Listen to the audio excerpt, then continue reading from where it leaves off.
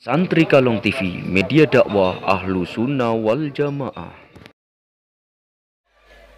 Assalamualaikum warahmatullahi wabarakatuh. Alhamdulillah, wassalatu wassalamu ala Sayyidina Rasulillah, Sayyidina Muhammad bin Abdullah, wa ala alihi wa sahbihi wa mawalah, ma ba'd. Kita bersyukur kepada Allah subhanahu wa ta'ala pada malam hari ini. Bersama-sama kita berkumpul di tempat ini di dalam rangka memperingati haul almarhum al-maghfurlah Kiai Haji Amrin Salihin. Mudah-mudahan Allah Ta'ala mengangkat derajat beliau dan Allah Ta'ala berikan keberkahan kepada segenap keluarga besar beliau dan para santri beliau, dan juga di dalam athar yang beliau tinggalkan insyaallah memberikan manfaat dan keberkahan bagi umat ini. Alhamdulillah hadir tengah-tengah kita guru kita Kiai Haji Taifur. Mudah-mudahan Allah Ta'ala memberikan kesehatan, afiah, keberkahan kepada beliau dan segenap keluarga besar beliau, dan juga para asatidzah yang hadir tengah-tengah kita, dan para guru-guru, para masyayikh, hadirin hadirat. InsyaAllah Allah Subhanahu wa Ta'ala berikan berkah, dijauhkan kita dari bala dan musibah, dan Allah Subhanahu wa Ta'ala menjadikan kita sebagai orang-orang yang tahu akan tugasnya, untuk apa dia diciptakan oleh Allah Subhanahu wa Ta'ala di dunia ini. Allah Ta'ala berfirman, "Wa ma khalaqtul jinna wal insa illa liya'budun." Aku tidak ciptakan jin dan manusia melainkan hanya untuk mengabdi, beribadat kepadaku. Ma uridu minhum rizqin wa ma uridu ayyut'imun. Aku tidak menginginkan rezeki dari mereka dan tidak menginginkan makanan dari mereka, tetapi Allah Ta'ala menuntut kita untuk ibadat, mengabdi kepada Allah. Bukan karena Allah butuh kepada ibadat kita, tetapi karena kita yang butuh untuk beribadat dan mengabdi kepada Allah Ta'ala. Kita ahli sunnah wal jamaah, kita umat Islam, kita berkeyakinan ketaatan kita tidak menguntungkan Allah. Ketaatan kita, sholat kita, puasa kita, ibadat kita tidak menguntungkan Allah, tidak memberikan manfaat kepada Allah, tetapi memberikan manfaat kepada kita, balik kepada kita manfaatnya. Dan kemaksiatan yang kita lakukan tidak merugikan Allah, tidak membahayakan Allah, tetapi merugikan diri kita sendiri, menghancurkan diri kita sendiri. Kita nggak bisa menzalimi Allah, kita menzalimi diri kita sendiri.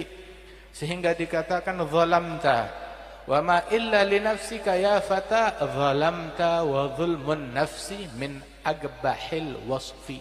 Kamu mencederai dirimu, dan mencederai diri sendiri adalah sifat yang paling tercela. Melukai diri sendiri dengan apa? Dengan kemaksiatan.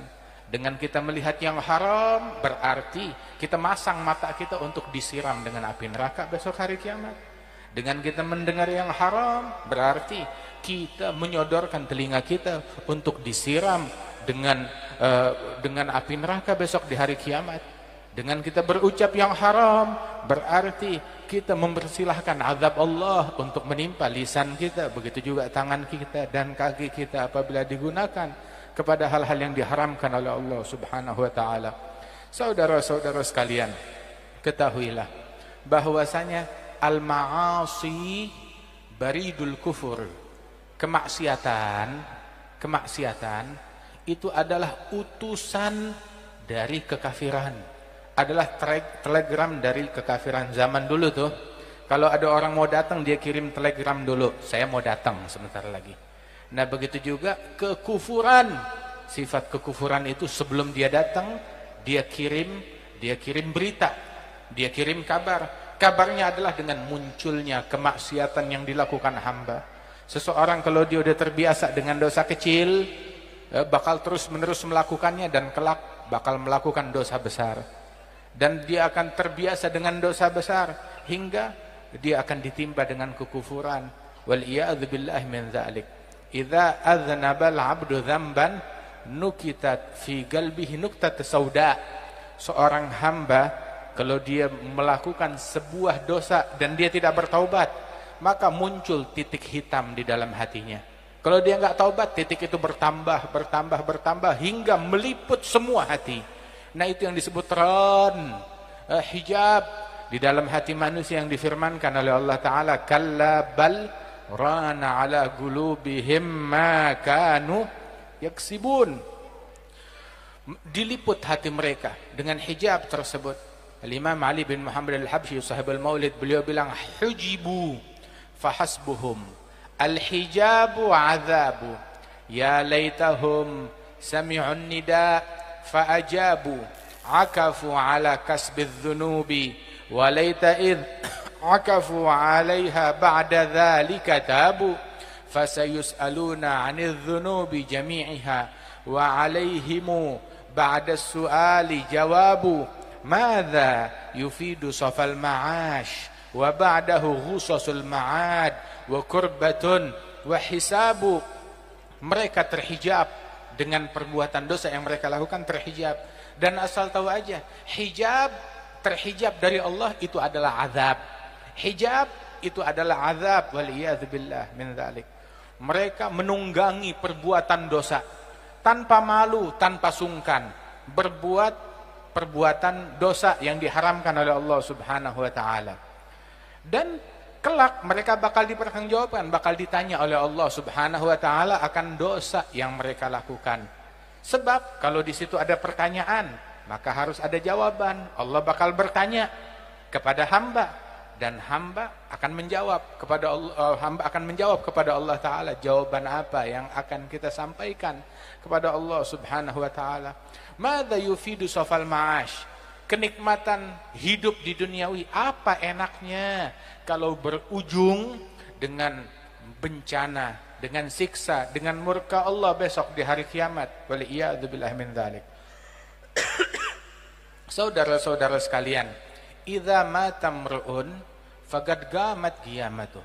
Seseorang kalau dia meninggal dunia, maka telah datang kiamatnya dia. Kiamat seseorang datangnya kapan? Kiamatnya dia. Begitu dia meninggal, khalas. Buat dia itu adalah kiamat. Kiamat sughra, kiamat kecil, kiamat yang besar nanti. Hari kiamat semuanya beramai-ramai. Enggak ada satupun dari kita yang bisa absen dari padang kiamat tersebut. Semuanya kita akan hadir.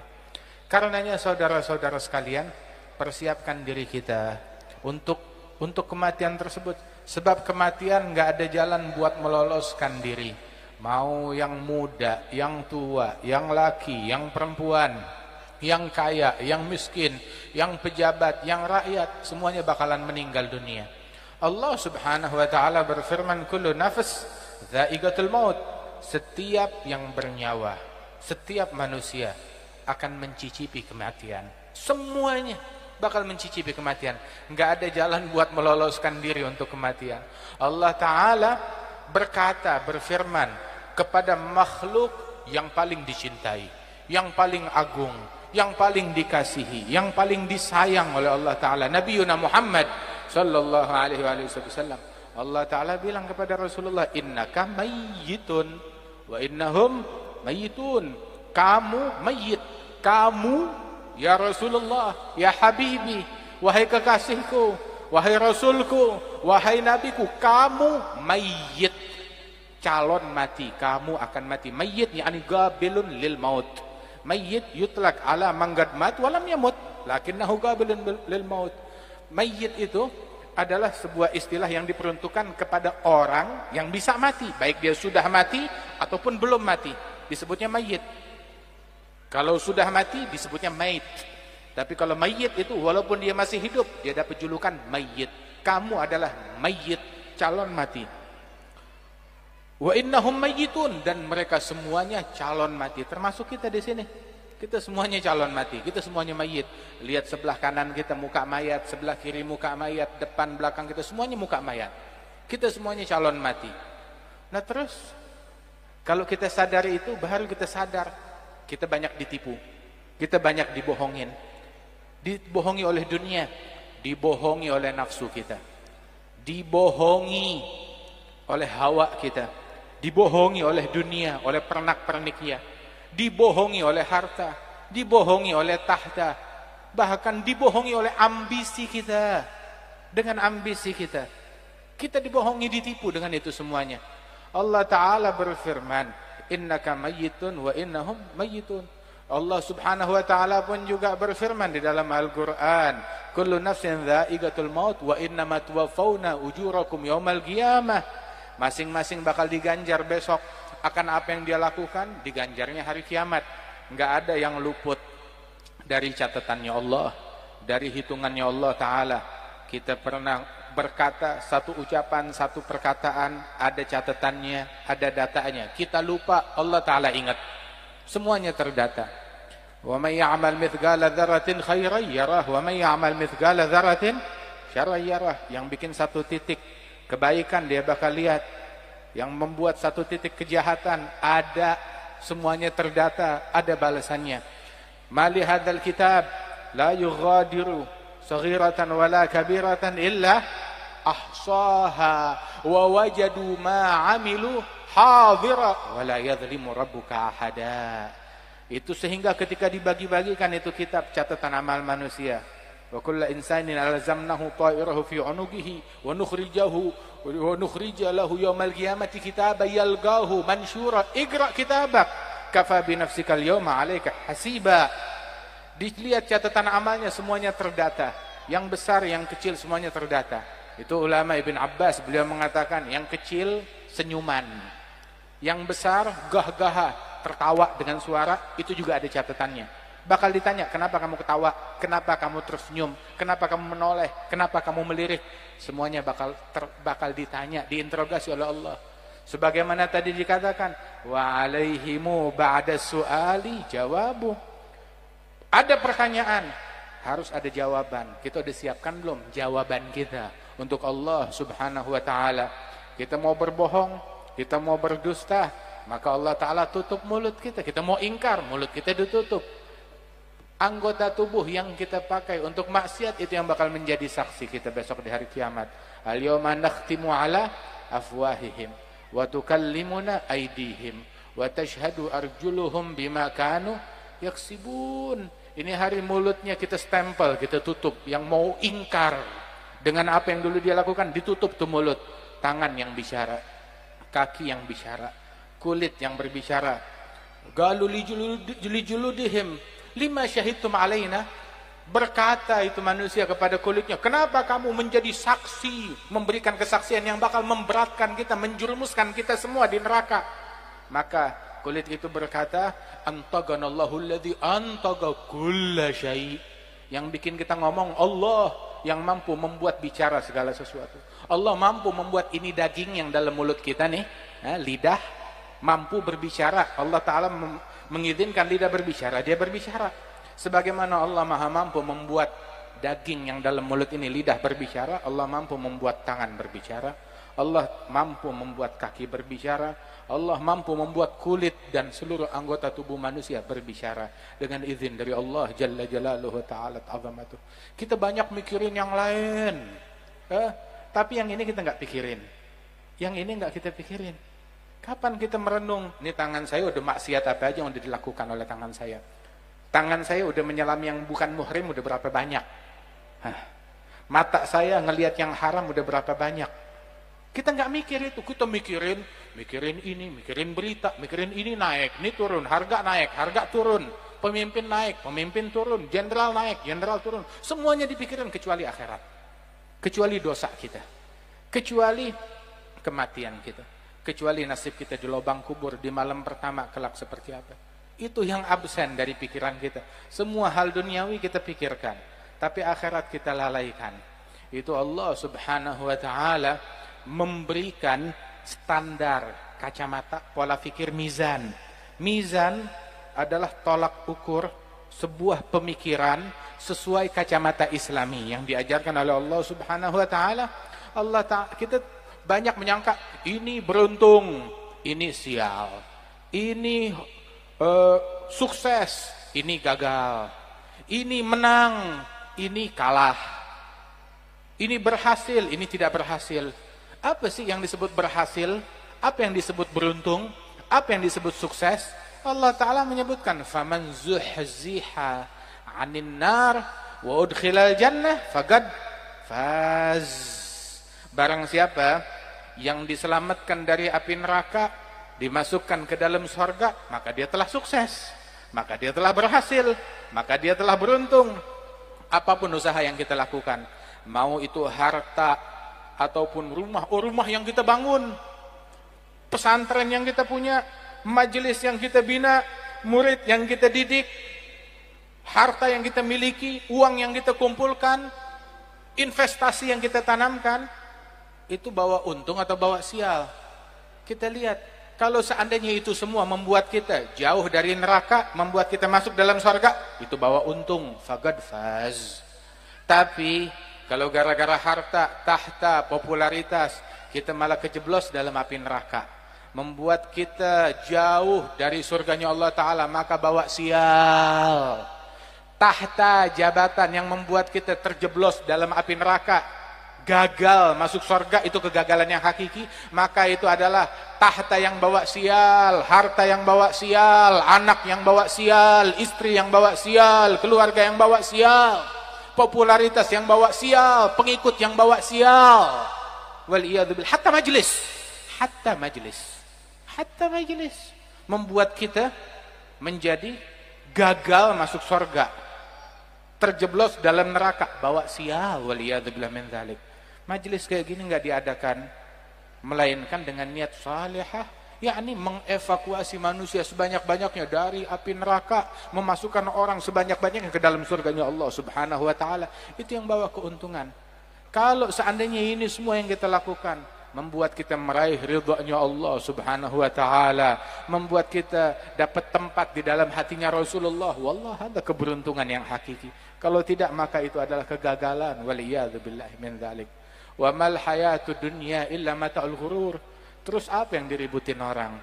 Apa yang digembar-gemborkan orang? Apa yang membuat manusia menjadi heboh, membuat manusia jadi gaduh, membuat manusia jadi rusuh? Apa? Mata'ul ghurur. Pernak-pernik yang bikin orang, yang menipu manusia dari Allah, menipu manusia dari khusyuk, menipu manusia dari kelezatan sujud, menipu manusia dari kelezatan jaufil lail. Itu para wali-wali terdahulu mereka mengatakan, lau ya'lamu al-umara ma wajadna fi jaufil lail minan ni'am wal ladzah lajaladuna 'alaiha. Kalau seandainya para raja-raja mengetahui kelezatan yang kita rasakan saat kita tahajud, maka mereka akan menyiksa kita untuk merebut ini nikmat yang kita punya. Kalau bisa, cuma nggak bisa. Tidak bisa. Min ladzatin la tukayyaf wa la tusawwar bil afham gadzagaha man anaha wa ham fiha alladhi ham faza wa tabal mukhiffun wa nahnu arbab al atham nabni wa nahdim binana wa muntaha amri nahdam بالسوف والسوف تسويف تمضي الليالي والأيام أيامنا قد تقضت على تماني والأوهام وكل آت قريب والعافية بعدها سقام. Itu disebutkan bahwasanya dalam qiyamul lail, dalam tahajud, kelezatan yang enggak bisa diungkapkan dengan akal manusia, kenikmatan yang enggak bisa diungkapkan oleh akal manusia. Demikian indah, demikian nikmat. Itu Sayyidina Junaid bilang, saya merasakan pahitnya qiyamul lail 20 tahun. Setelah 20 tahun baru saya merasakan kelezatannya selama 20 tahun hingga saat ini, kata beliau. Setelah perjuangan, mujahadah, mengekang hawa nafsunya. Sehingga orang-orang tersebut, Al-Imam Al-Hasanul Basri bilang, saya ketemu dengan generasi di atas saya.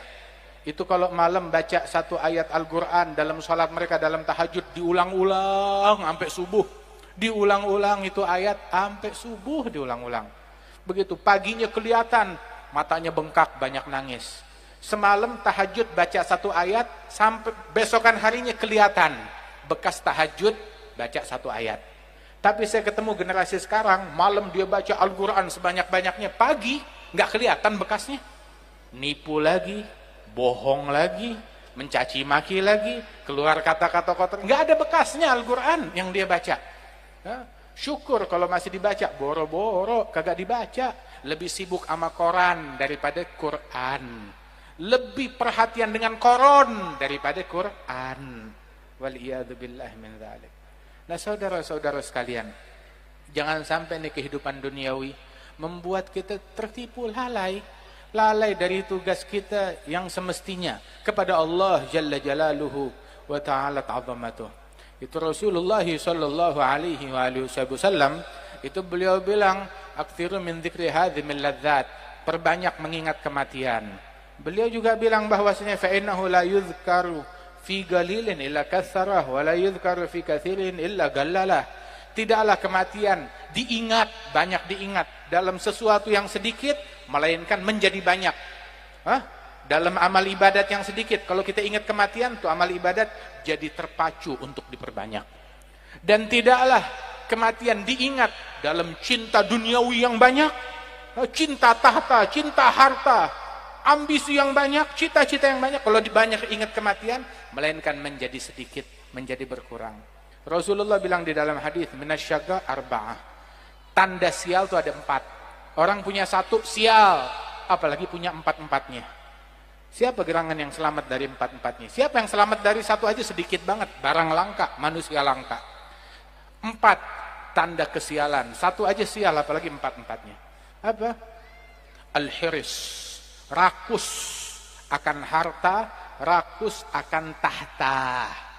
Al-hiris, rakus, tamak, rakus akan harta, rakus akan tahta. Hadal hiris. Wa jumudul ain, mata yang kering, mata yang enggak kenal tangisan untuk Allah, enggak kenal tangisan kalau zikir, enggak kenal tangisan kalau tahajud, enggak mengenal tangisan apabila qiyamul lail, apabila baca Al-Qur'an, enggak kenal tangisan untuk sujud. Kita udah berapa lama mata kita enggak menangis tatkala kita sujud? Udah berapa lama? Kapan terakhir kita menangis saat membaca Al-Qur'an? Kapan terakhir kita menangis tatkala ingat malam pertama di kuburan? Mungkin enggak terlintas dalam benak kita hal yang demikian tersebut. La ilaha illallah. La ilaha illallah. Jumudul ain, mata yang kering, yang enggak kenal tangisan untuk Allah, enggak kenal tangisan untuk akhirat. Tahu enggak kenapa sekarang banyak musibah?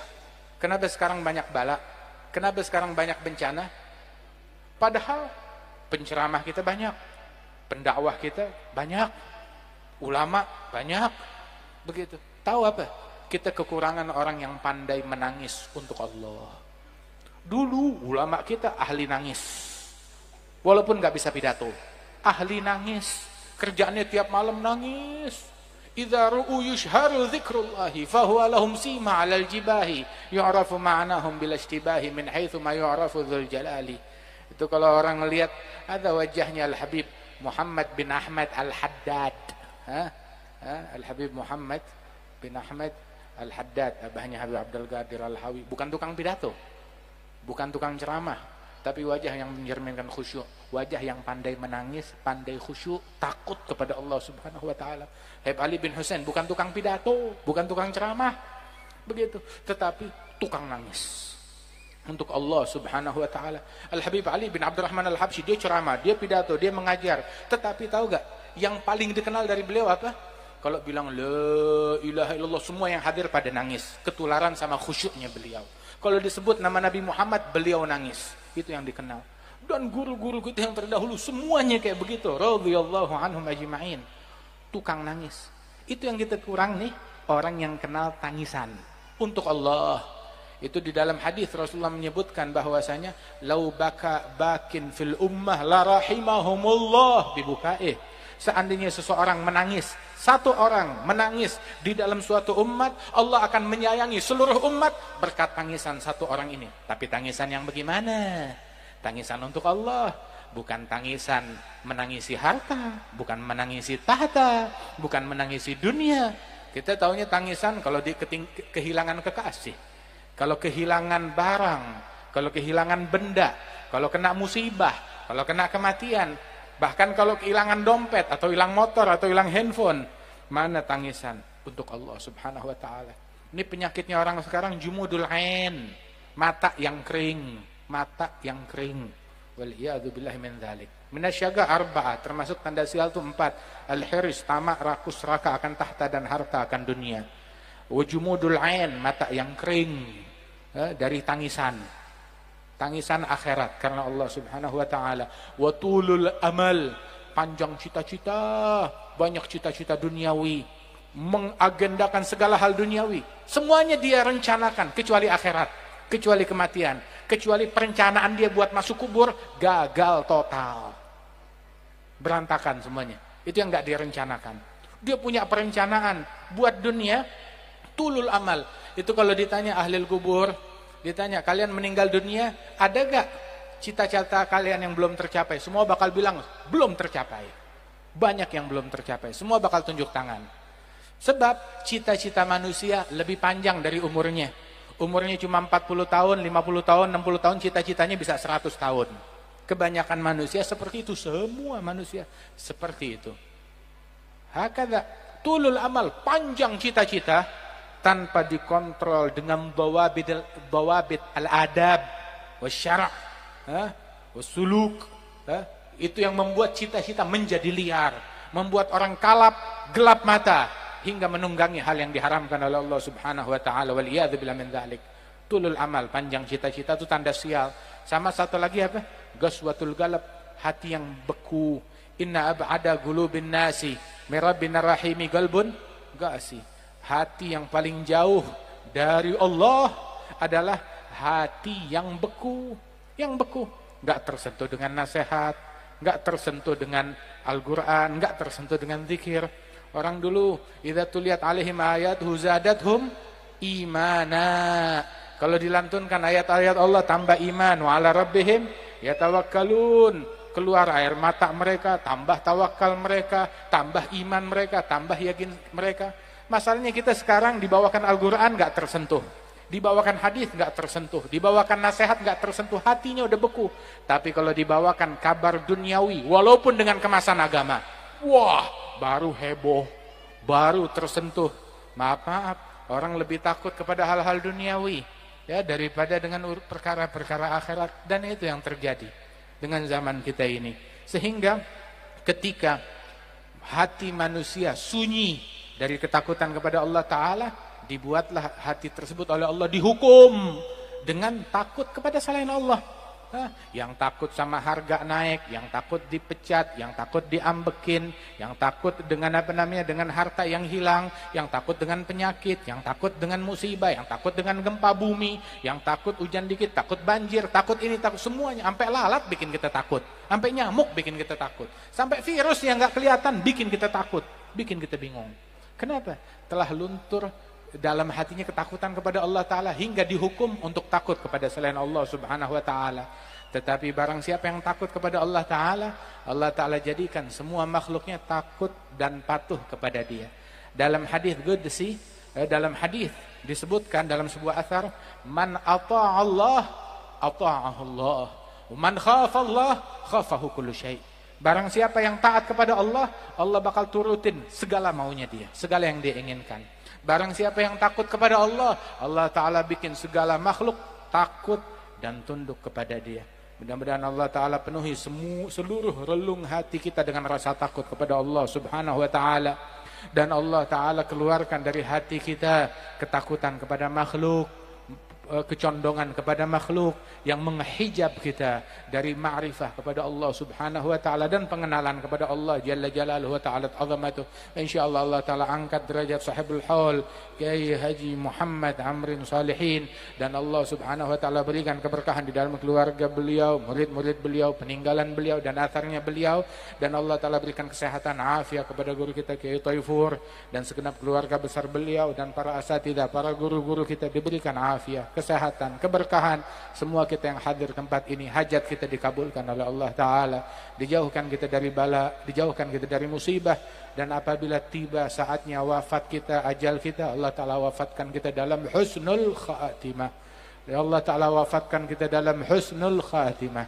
Dijadikan kalimat kita ketika wafat dan meninggal dunia kalimat La ilaha illallah mutahaqqiqina bihaqaiqiha birahmatika ya arhamar rahimin.